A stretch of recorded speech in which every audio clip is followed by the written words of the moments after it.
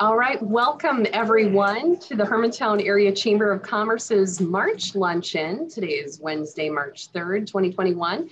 We have special guests joining us today, Zach Schneider, our member from Grandma's Marathon. And Zach is the public relations and marketing director with Grandma's. And what, everyone has gone through a very interesting past 12 months. It'll be interesting to hear what changes Grandma's Marathon has had to make for the big marathon, but also there are many other programs that they host throughout the year, including the big Fennessy that's coming up here in about a week and a half. I believe it starts in Hermantown, right, Zach? Yeah, the whole race is in Hermantown. Fantastic. So we're going to find out a little bit more about that. Zach Schneider is, he's a graduate of another member of ours, the College of St. Scholastica, with a degree in journalism. You may recognize him when you see him. He was a sports director for over 10 years at another member of ours, KBJR TV.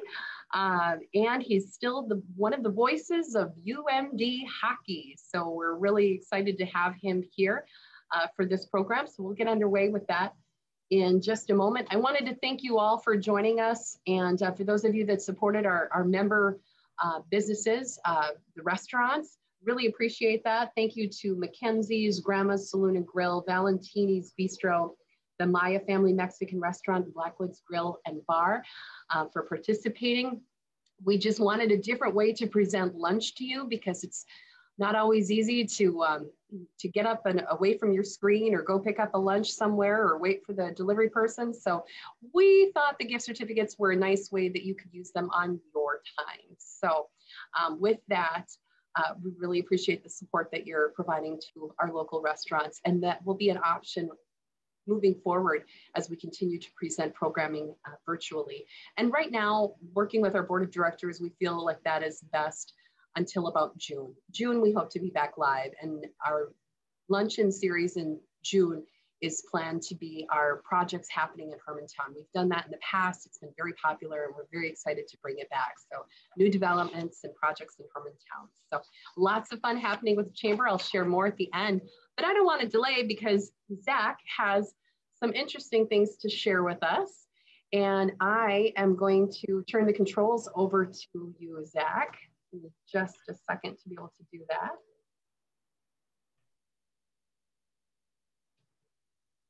I'm going to make you a host. Okay, Zach? Yep, there we go. Good. All right, can everybody see that now? That looks really good. And folks can feel free to put questions in the chat. I'll monitor those and we'll pepper Zach with all of our questions at the end. Thank you, everyone, for being here. Zach, take it away. Yeah, thank you to everybody. Thanks to Kim for the invitation and the chance to talk about our event this year and the St. Fennessy that's coming up in just a week and a half. I see some familiar names here and some new ones too. So for those of you I haven't met or worked with in the past, my name is Zach Schneider. I've been with Grandma's Marathon now for just about 4 months. So I'm the new guy on staff. We've got a couple new staff members, but also some people who have been here for a long time. And so they've kind of put in a lot of work into the 2021 race already. And there's more work left to be done before June to make sure that we can have this thing go. But it's been an exciting, kind of a strange time to join the special events planning world. But here we are in the middle of a pandemic, and basically I jumped right in, and we've had to really redesign the entire Grandma's Marathon weekend for 2021 with so many of the different guidelines and circumstances that we're dealing with and everybody around the world is dealing with. It's been not normal by any sense of the word, for sure. I think you normally jump into a job like this and expect there to be some definitive answers from those of the staff that have been here for 15, 20, 30 years. But even they don't have the answers right now. We're still working on finalizing a lot of those, but it's been fun and it's been an exciting challenge because we know how important this weekend will be if we can get it to go in June. And then we've got our smaller races as well. And so we'll kind of talk about Grandma's first, and then we'll talk about our Young Athletes Foundation, which includes that St. Fennessy 4K race, which is coming up. I see Kim Carr's here. from Skyline Social and Games. We're super excited about our new course and our new finish line, even though we can't maybe utilize it in exactly the fashion that we want to long term this year in terms of the post-race party and all that. It'll still be great. And Skyline has been such a great partner for us so far. So we'll start here with just some basics that maybe you know, maybe you don't about Grandma's Marathon. We're the 12th largest marathon in the United States. Typically, we get about 20,000 participants per year. That's in a normal year, which brings in close to $21 million just that one weekend in the economic impact. And so certainly when you compare our race of that size to other races around the world and, around the country, looking at this list, New York City, Chicago, Boston, LA, these are big metro areas that typically have the size race that we're dealing with. The only real community that compares to us on this list is at 15, St. George, Utah. They've got about 85,000 people in population and are right up there with us. So Duluth and St. George really are overextended in terms of the size community and the size race that we put on. So we feel really good about that, that we're kind of up there along with some of these bigger metro areas. And that makes the impact that we have that much greater, that the community can really feel the positive effects of a Grandma's Marathon weekend. So that's all in a normal year.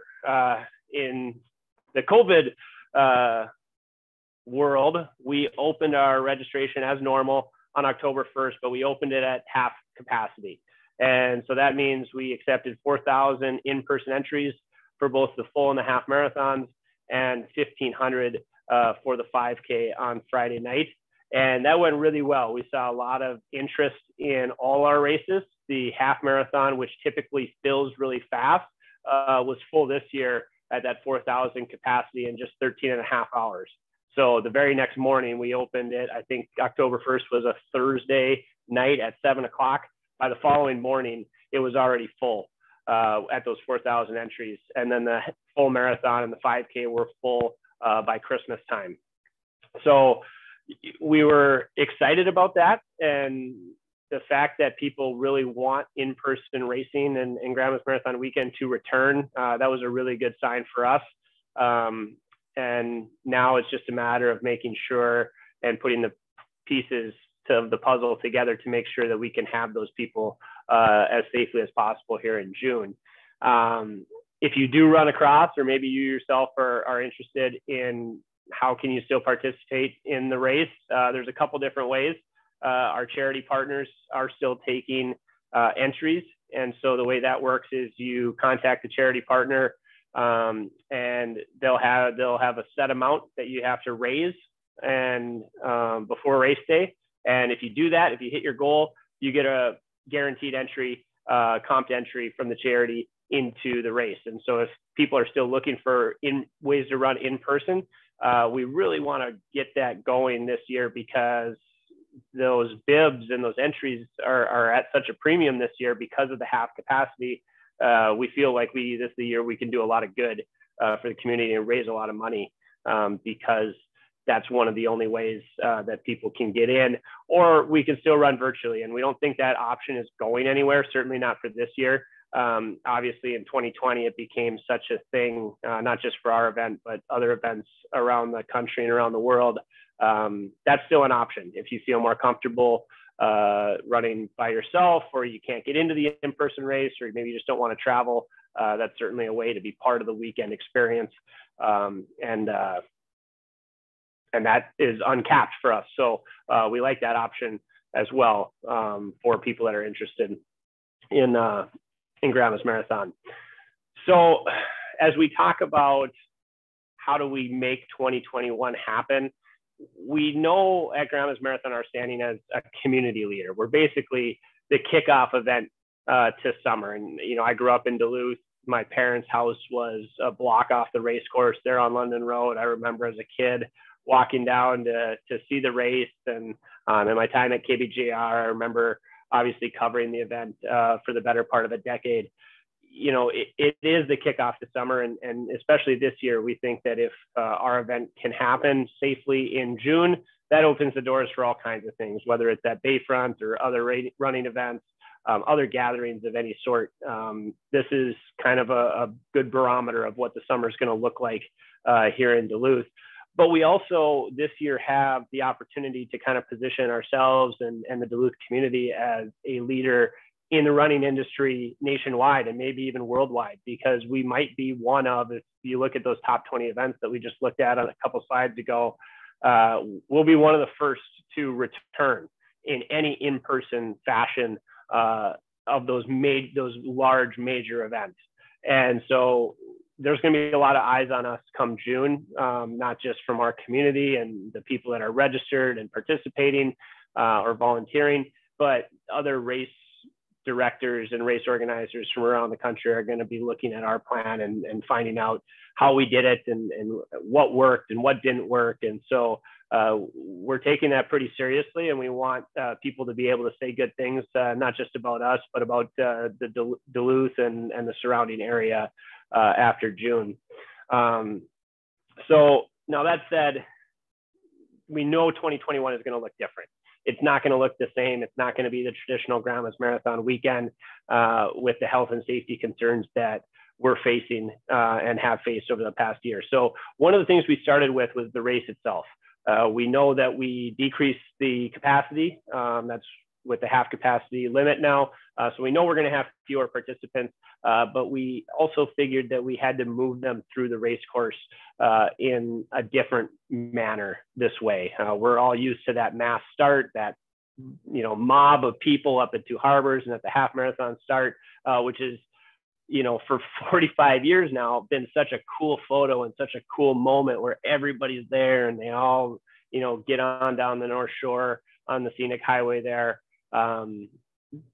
The way the world is now, obviously that can't happen, and we can't have people that close together, even outside. And so what we did is we partnered with a world-leading crowd scientist named Marcel Altenberg. He's from the Manchester Metropolitan University, and he has developed a software called StartRight. And this is kind of this is a cool thing, and you could get so deep in the weeds about this stuff, the crowd science analysis, but it is on its, even on its face, such a cool thing that we're able to use his software to help in our redesign of how participants work their way through our race. He's worked with other major marathons like New York and Chicago and others from around the world. And what he did was he pulled our race data from 2018 and 2019 and was able to simulate what our plans are for 2021, which involves more distance for the participants, a different start format. And it shows the difference here. I'm going to play this video for you. It shows the difference between what it looked like in 2019 and then what it's going to look like in 2021. So as I hit play on this video, this is the start line. The top is in 2019, that mass start I was talking about. The bottom now is what we're planning on roughly for 2021, where the participants will be released in staggered groups of 5.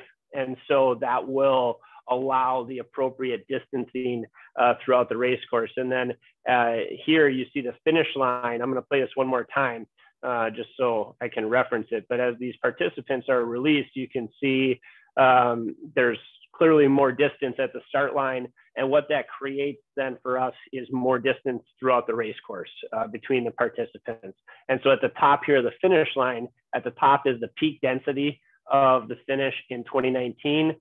The bottom is what we expect the peak to be now in 2021. It's a 64% decrease based on Marcel's simulations. And what it means for us is that we can predict that our participants, even at the narrowest pieces of our race course, will have 12 to 20 feet of distance between them and another participant.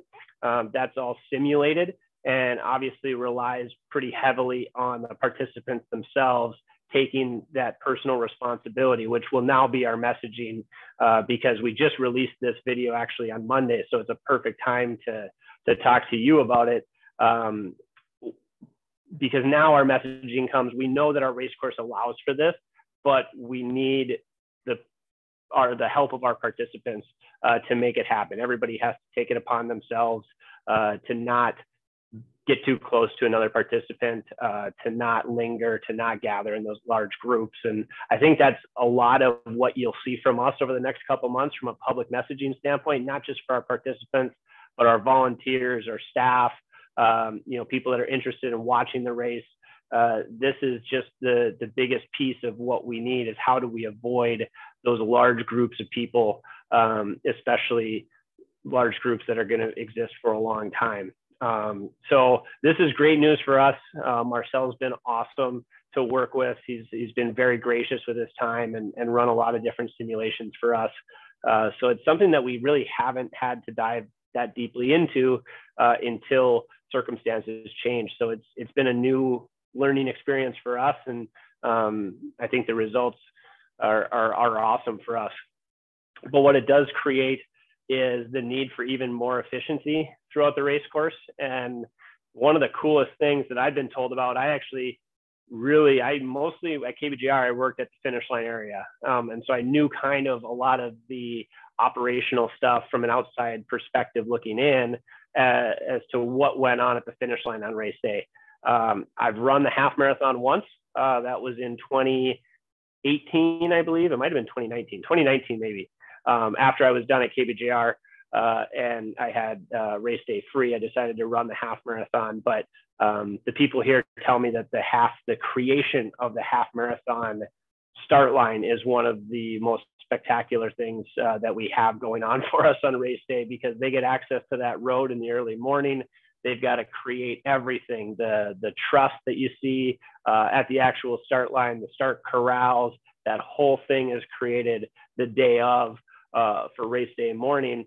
And then it's torn down, because then the marathoners come through a little bit later in the day, and they can't have all the congestion and all the trash and clothes that are left in the road by the half marathoners. And so the transformation that area goes through is pretty spectacular in a normal setting. Under the COVID regulations that we're talking about in the guidelines and this new start process, the start we expect to take anywhere, it usually takes about 20 minutes to clear the start at the half and full marathon. We expect that process now with the staggered start to take anywhere between 30 and 60 minutes. And so that puts us behind a normal year. So they're going to have less time to tear everything down. And if things are off by a couple minutes, we could end up with problems that kind of ripple throughout the day. And so our race director, Greg Hoppola, I'm sure is starting to lose sleep over all that detail that needs to go into the race planning. It was kind of down to a pretty exact science before this, and now we're recreating that science. And so we did push the half marathon to start earlier by 15 minutes. It'll start at 6. The full marathon will still go off at 7:45. So we did give ourselves a little bit of an extra buffer there. So all of that kind of speaks to the race itself, the half marathon, the full marathon on Saturday. Obviously our participants and the race itself is a huge factor. We need to be able to have the race to have any sort of a weekend. But the term leadership has come up in several different conversations that we've had as a group, because we do need to be a leader in terms of how do we return these events to Duluth and do so as safely as possible, not just for our participants, our volunteers and our staff, but also for the community at large, because we know we're inviting a large number of people from all over into our community at a time when, hopefully by June things will have improved. But as we sit here now in early March, that still can go either way with a lot of people. And so we understand that, and we want to take a leadership role in understanding how our weekend looks and how it affects the community and the people that live here. And so beyond the crowd science part of it, there's pieces of the weekend that we've had to redesign. What you're looking at there will not be happening this year, the Big Top 10 entertainment in Canal Park, at least in its traditional form. Obviously that's the party atmosphere of Grandma's Marathon. It's a huge tradition piece of our weekend, but that's just a piece that we knew pretty early on that with the groups and the alcohol that we were going to have to get away from. We're still hoping there can be a modified version of that in Canal Park, certainly smaller, more controlled. We're putting the details together on that, and we'll have to work with our state and local officials to get approval. But certainly the traditional Big Top tent in Canal Park will not be part of the weekend plans. The spaghetti dinner, the Michelinas all-you-can-eat spaghetti dinner, the Essentia Health Fitness Expo, we're hoping that we can hold both of those events in a modified way to keep people distanced, to keep them moving through those events. Those are, again, traditional pieces of the weekend that are that people enjoy. We know, excuse me, we know that we're going to have to ask people to wear masks and face coverings throughout the weekend, most likely, except for when participating in a race. That's been a question that's been asked by a lot of the people who are registered, or maybe people who are just interested too. We won't be asking the runners to wear a mask or a face covering while they're running, but leading up to the start line, as soon as they finish, and at all other points during the weekend, masks will be required from our participants or volunteers or staff, anybody else who's involved with Marathon Weekend. We're anticipating that will be a requirement. And then the biggest thing for those of us that aren't running or working or volunteering in the marathon in some way is that we won't be having spectators this year. And what that looks like is still being finalized. How do we get that messaging across to people that the best way they can help us and the best way they can show their love and support for the participants this year and for Grandma's Marathon is to stay home. And we hope we can come back in 2022 and do it the traditional way and enjoy that community support. That's part of what Grandma's Marathon, that's part of what makes Grandma's Marathon so special and keeps people coming back. And that's what people talk about when they leave here is the community and all the people up and down the race course who push you across those final miles. We understand that. And this is maybe been the toughest part about redesigning the whole weekend is that in every scenario, it's the spectators that are the most problematic because those are groups. Those are groups for a long time. The participants, we can filter them through the start line, through the race course, through the finish line. It's the spectators and the gatherings that present the biggest problems. And so that's a disappointing but a necessary part to make sure that we have some sort of a weekend here in 2021 is that we won't be we'll be asking the general public to stay home and to watch the race on TV, listen to it on the radio. We're hoping to come up with some other creative and fun ways for people to be involved and to get messages to people that they may know running the race or on the race course. All that's yet to be finalized, but we're working to craft a message that says, again, we love your support and we hope that you can do this for us, and then we can throw you a big party in 2022 if things are back to normal and the conditions allow. But right now, we just need to get you to stay home. And that's probably, when we talk about safety and security measures of Marathon Weekend, typically we're talking about some threats, whether it's, a security threat, whether it's a terrorism threat. And we work with so many great partners with the Duluth Police Department, the St. Louis and Lake County Sheriff, the Minnesota State Troopers, FBI, Coast Guard. They're all involved in that part of it. Probably the biggest safety and security measure that we're talking about this year is how do we enforce or how do we, continue the messaging for that no spectators policy. And it can get confusing at times, and we're still working through a lot of those details. So they've kind of shifted. I mean, we still have all those other things to worry about. Don't get me wrong, those normal security threats to an event our size. But we're adding to that now. How do we keep people from a public health standpoint as safe and secure as we can? And so we're relying a lot on our partners there. It's not just COVID that we have to worry about, but it is an added piece to the safety measures that we're talking about. So, normally when we talk about community for Grandma's Marathon, I mean, you're looking at this picture. We didn't even know about this until I think it was last year that the staff found out about this, because they went out when the race was canceled. They went out on race day and the trolls were out there, the trollway. I'm not even sure that we know who started this. To be quite honest with you, I don't know it off the top of my head, but this is a section of the race along London Road. And people just keep adding to these trolls every year, I guess. And they put them out there every year, and runners can go by them. I remember going by it when I ran the half marathon. It's stories like this that make things so special. I mean, I think at every mile marker, you can name somebody who's been out there for 10, 15, 20 years, cheering, doing course entertainment, handing out water, doing an aid station. The longtime support that we've had from the community is everything to Grandma's Marathon. And that part will be missing this year. It's just, it's sad, but it's also necessary to make sure that we can have something that's approvable by the state and the local officials, which we're still working on. We have conversations that are ongoing with those entities to try and get our COVID modified race plan approved ahead of June. And part of that is, how do we message this to the community, and how do we get them to stay home on race day? And then, of course, our volunteers.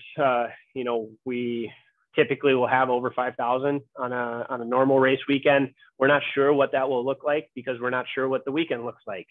Typically, we'll have volunteers at the expo and at race packet pickup, and we'll have volunteers at the spaghetti dinner, and throughout race day at aid stations and water stations. All those details are not up for grabs right now. I mean, we have a plan, but that plan is in flux. And so we haven't finalized anything. We're not sure what we're going to be asking of our volunteers, and we're not sure how many we need or where we need them. And so we're kind of going through this for the first time, in a sense, as these plans change from what is a normal year. So we know we're thankful for them. We know that we couldn't do it without them this year. We just can't tell them or you what a typical year would look like, or what their jobs would look like compared to a typical year. But we're excited to have those conversations as we move into the next couple months, and obviously with our sponsors and the business support from people here at this meeting and then around the community. We wouldn't be able to do it without them either. Our presenting sponsors, Toyota, Members Cooperative Credit Union, and A6 are fantastic. We've got over 100 sponsors for the race, and each of them provides such a great value to us in the partnership and the support that they provide throughout the year, not just on race weekend. We wouldn't be able to do it without them. And the last 2020 and now 2021 have been challenging years for everybody, including Grandma's Marathon. And to have people stand by our side and support us in trying to bring the race back means a lot. I mentioned at the beginning that we've got a lot of experienced people on staff, which is great for me, because I think I can ask any one of them any question, and they'll remember things from 1990, marathon that worked or didn't work, or we tried this already. And Linda Hansen, our finance and operations director, has been here for 35 years. Sarah Culver, our lead athlete and administration director, 20 years. Laura Burgeon, now our registration and expo director, 15 years. I mean, right there, just between them, you've got 70 years experience at Grandma's Marathon. Laura actually used to have my job. She used to be the marketing and PR director. Between her and Sarah, I sit right between them, and I ask them questions all day. So they might be sick of me after only 4 months, but it's a pretty experienced staff that we have. And then at the bottom, we've got some new people as well. Olivia Nelson, our new program director, she was hired just after I was, but she's been around the marathon her entire life. Her parents are in the Hall of Fame. And so she's well-versed in marathon culture and what we do here. And then Kelly Ludloff, who was just hired as our new office manager, actually has a connection to the St. Fennessy race. Her dad was Don Fennessy, who the race is named after. She's going to be joining us as our new office manager here later this month. And she's been a longtime volunteer. She's been on our board of directors. She's in our Hall of Fame. So she's had kind of a lifetime appointment to Grandma's Marathon too, but is now the time is right for her to come on board as a staff member, which is awesome for us. So that's why my name's at the bottom, because I'm at the bottom of the knowledge pecking order here, and I'm just hoping to soak up enough of it before they all leave me to be able to continue on. But it's an awesome staff that we have, and then now a 16-member board of directors because Kelly's leaving and joining the staff. But our board of directors is awesome. We have such an active and engaged board of directors. Joe Wickland, who is Hermantown's communication and community engagement officer, is actually our vice chairperson on the board. And, they volunteer, they come with ideas, they're engaged and active. It's great. And it's not just, we're going to get together every other month and kill time. They care about the progress of our event, and they've been super helpful through these times as well. So I'm not sure if there's questions at this point. We can always come back to it, of course, as Kim maybe gathers them, but that's kind of it. That's my spiel on the marathon and what we're planning for 2021. The rest of this kind of focuses on our Young Athletes Foundation and then the St. Fennessy race specifically, which is there in Hermantown. The YAF is the charity piece of Grandma's Marathon, and it was created back in 1990 to try and help promote healthy lifestyles, active lifestyles, help promote health and fitness for our area's kids. And since then, we've given over $1.1 million back to the community to youth athletic organizations, recreational organizations, whatever it may be. Those can be used for equipment. They can be used for registration. They can be used for anything that organization deems necessary in their application. But the important thing is that money's gone directly back into the community. It goes to what these organizations need. And starting with the St. Fennessy here in a week and a half, the races at the bottom of the screen are primary fundraisers for the YAF. All the net proceeds from those events go directly to the Young Athletes Foundation and allow us to help keep funding those grants and scholarships that support the mission, and the kids programming, which is totally free throughout the year to get the kids out, like you see throughout the year, to get them out and active and engaged. So if I've done my job right, you're appropriately guilted by now. And now's a good time to remind you that we still have space in the race for March 13th, a week and a half from now, a week from Saturday, is the St. Fennessy 4K. And that is a St. Patrick's Day fun run that runs through Hermantown. And it's typically more of a party type race. I mentioned at the beginning, Kim Carr's on here from Skyline Social and Games. That's our new finish line area. We didn't get to use it last year because the race was canceled and went virtual right at the start of the pandemic. And so we're back now to an in-person race. We're going to be using our new course from Hermantown High School to Skyline Social and Games. The one piece that we would love to have is we just won't be having our parking lot post-race party, which we hope we can bring back next year. But Skyline will be open for business. They'll be serving green beer. They'll be serving other appropriately themed drinks. I think the one that Kim sent me was called the St. Fennatini. There's a great picture of it on our Facebook page, I know. I'm not sure if she's posted it yet, but it looks delicious. And then obviously they've got their regular bowling, duck pin bowling. They've got a lunch menu. So we're hoping that that will suffice and be a great option for people after they finish their race to stay, eat some lunch, maybe play a game of bowling, have a drink there at Skyline Social and Games. That'll replace the post-race party for us this year. These races are pretty vital for us because they're fundraisers for the YAF. We want the engagement to be high, but also this year we can learn a lot from these races for the marathon. And they're not structured exactly the same because of the different scales. We're at probably about 400 people registered for this event this year, which is right on pace with where we were 2 years ago, and we ended up with 700. So with the warmer weather and maybe some sunshine and people itching to get outside, we're hoping the next week and a half brings quite a bit of engagement, and we can get back up closer to that 500, 600 number. And what we're doing with those people then are still a wave start. And so when you see this picture, I mean, this is a cool picture down the road of all the people in green, the St. Patrick's Day attire. We're not going to have anything that looks quite like this. On a smaller scale, it's going to look a lot like the marathon. So we're going to release people in groups of 25, separated by 5 minutes apiece. They're going to continue on down the road to Skyline, where then they can go inside and have lunch, or they can go home. There's really no place for them to hang out. So again, avoiding those large gatherings, those groups, even though we're outside, we can learn a lot from these smaller races and how to structure this and how to get participants to flow through our events efficiently and as safely as possible.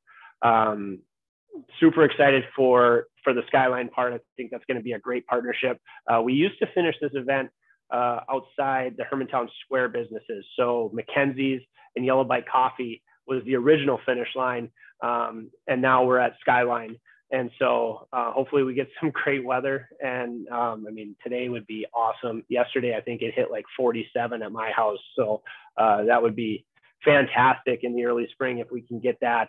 And then, you know, I think it's just going to be, again, after a winter where, you know, people weren't allowed to do much, things were shut down, and people had to stay inside to get back outside and be active and, you know, just be around people, even if it is in smaller groups or from a distance.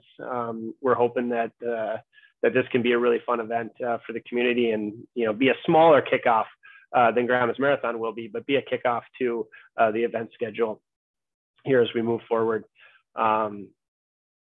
And the YAF, getting back to the YAF, away from the St. Fennessy specifically, you know, the reason that we hope we can generate interest in the St. Fennessy is not just to have a fun time, not just to have the party and, you know, enjoy ourselves doing the race, but because of the money that goes back into the YAF then. And we distribute that money to the community in a variety of different ways.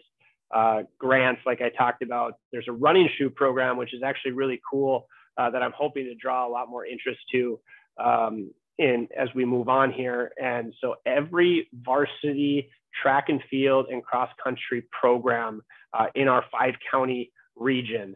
So there's Carleton, Cook, Douglas, Lake, and St. Louis counties are the 5-county region here for the YAF. Every varsity track and field and cross country program in that region gets the opportunity every season for free athletic shoes for a number of their athletes that may need it. And we don't ask for specifics. We leave it up to the coaches to distribute those. And since 1990, over $300,000 now has been distributed through that program. And so there's a lot of people out there who maybe couldn't afford new track spikes or maybe wouldn't have gotten into running. Actually, the chairperson of our YAF committee, her name is Alyssa Boytree. She ran track in high school and is now a coach at Southridge High School. And she says that if she didn't get that free pair of spikes her sophomore year of high school, she might not have become a runner. And she ran in college at UW Superior and now is a high school coach and very active with our YAF. So the program works. Alyssa is kind of the poster child for that program and what it can mean. So that's a super fun program. We give scholarships to UMD cross country runners every year. And then our kids programming, which I talked about, you know, we do Wednesday night at the races in the summer, Saturday morning at the races in the winter. We do the whippersnapper races, which are part of Grandma's Marathon weekend. All that's free. All that's just to get the kids out and having fun, smiling, moving around, and involved in the community. And then in the holidays, we support Bentleyville. This year, the money went to the hats that they were giving out to the little kids as they drove through. And then we do a toy drive around the holidays as well. So there's a lot of different ways the YIF is involved in the community. One of my big goals, I guess, is to make it more obvious and raise the awareness of what the YIF does and how it operates as part of Grandma's Marathon. A lot of people know about Grandma's Marathon. Maybe not all those people know as much about the Young Athletes Foundation. And really, as you explore it and you dive deeper, there's really not a part of the community that the YIF has not touched through one of these programs, or maybe several of them. So that's kind of one of my goals as I get further into this job, is to raise awareness about the YIF and what we do with that. So with that, that's pretty much all I had prepared. Certainly we can continue to talk about the marathon or the YIF, St. Fennessy, whatever questions you might have about any of it. I'll apologize in advance. We might not have all the answers, but I'll answer as much as I can. I promise you that. Well, thank you so much, Zach. I don't see any questions in the chat at the moment, but I would, we have a small group today, so I'm happy to open it up if people have a few questions that they would like to ask Zach about. So feel free to unmute your mic. Or Kim can talk a little bit about what's going on at Skyline, if she's, not to put her on the spot, but she can talk more about what's going on at Skyline here a week from Saturday. That would be great. If she's ready for that. Okay, can you hear me okay? Sorry, Kim.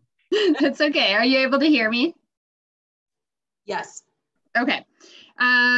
Yeah, we are really, really excited to have the event. Last year we got to pack up pickup and then there was no day of event. And so it's technically Skyline's first year of having the event actually happen here, which we are really excited about. Zach mentioned our St. Fennatini, and we have lots of really fun drink specials that are, of course, all appropriate themed.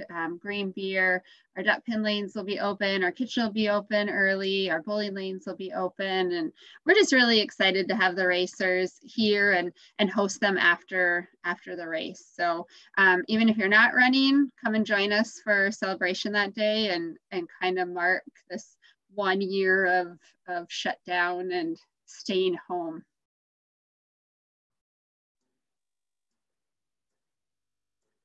Fantastic, Kim. Thank you so much. It sounds like a ton of fun. So I think I'd love to see a lot of community folk come out and join that this year. Are there any other questions from folks in our audience today? Feel free to unmute your microphone and pop in. I might pop in. This is Nikki. Can you hear me? Yes. Go ahead, Nikki. Hi. Thanks for sharing today. Great stuff. I'm just curious, isn't there creative ways? That seems like a real bummer that people can't cheer grandmas on. I'm just wondering, like, you know, when people are with their families who they'd be with anyways, you know, I think of that when we had a house on London Road, you're kind of just with your family and lawn chairs outside. Aren't there creative ways they could engage a community? Just curious your thoughts. Or. Yeah, for sure. I mean, our race course is unique in the sense that from mile 1 to about 19, if you're talking about the full marathon course, is very rural, and it's along that scenic highways with the lake on one side and those few houses along the highway on the other. Once you get to 19, then you hit London Road, you go then on Superior Street through downtown, and then obviously into Canal Park. And so certainly there's people that live like maybe you do along London Road, and you know, if you and your family are going to come out and put up lawn chairs in your own yard, you know, that's where we can't do anything about that. You know what I mean? You know, and we would love the support. What we're trying to, I guess, message against is the big party like atmosphere. You know, if you invite 50 people, 100 people over to your house on Saturday morning, you know, that's where we run into issues. And we understand, you know, that's part of the draw of Grandma's Marathon weekend, right? For people that enjoy it and have fun throughout that entire weekend, and specifically race day. But you know, certainly nobody's gonna scream or, you know, build a wall in front of your yard on London Road if you put up a lawn chair. I'm not there anymore. I just remember from the past, I was just, you know, being there. So yep. Yeah, and there's creative ways. I mean, that's what I mean. I don't want to commit us to too much. You know, we're trying to figure out a way for people to be part of it, and whether it's following in the footsteps of what other athletic organizations have done with cardboard cutouts in their stands. You know, if that's something that we can maybe do. We're not sure about the logistics of that for a marathon, and then being outside with the weather, whether it's trying to get messages to the participants from family members at certain points along the race course. We've discussed that. We're certainly open to it because we want to create that sense of community and support, you know, but we're just not sure what's possible and what's really what June is going to look like from a health condition standpoint either. You know, that's a moving target in a lot of ways too, with the vaccines and then just the dropping or rising cases throughout the area. So yeah, I think to your point, we're certainly open to it. At this point, we just don't have anything that is set in stone that we're for sure going to be doing, but we've had those conversations for sure. Okay, thank you, Zach. Thank you, Nikki. Are there any other questions for Zach at this time? Feel free to unmute your microphone and ask away. I think we have somebody. Okay, well, I think we are gonna wrap up there. We're about 10 minutes to 1 o'clock. I just wanted to definitely thank Zack Schneider. We really appreciate this. This was fantastic, a great, you know, in-depth look at not just the big races coming up here in June, but also what you're doing throughout the year and the different give backs to the community. So thank you so much for your support. I also wanted to thank our members that have joined us. We really appreciate your support for our programming as we're, you know, getting back into the swing of things here in 2021, thank goodness. Also a special thank you. We had a little drawing behind the scenes here. Our volunteer drew some names of all of our registrants today. So I have $10 in Grandma's Marathon gift certificates for our member Nikki K, and for Aaron W. His name was drawn and Nikki's name was drawn, and I will mail those out to you so you have them soon. Also, so congratulations to you. Join us for another future program and you'll be in a drawing for another restaurant giveaway.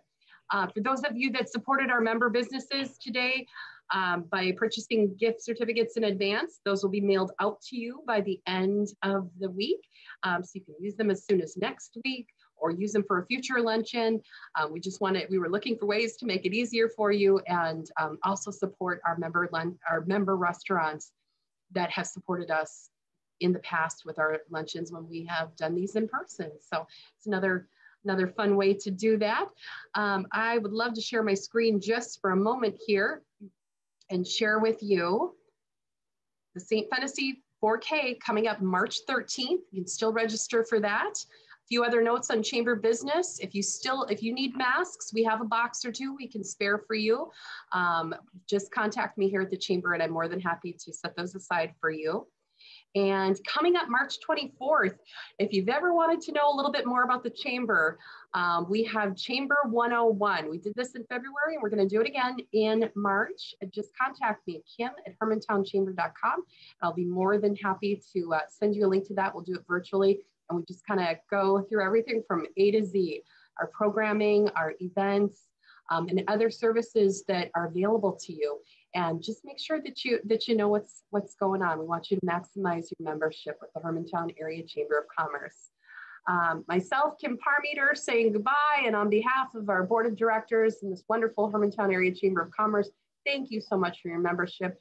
Thank you, Zach, and the entire Grandma's crew. We appreciate you, and thank you for sharing this wonderful presentation with us today. Have a great day, everyone.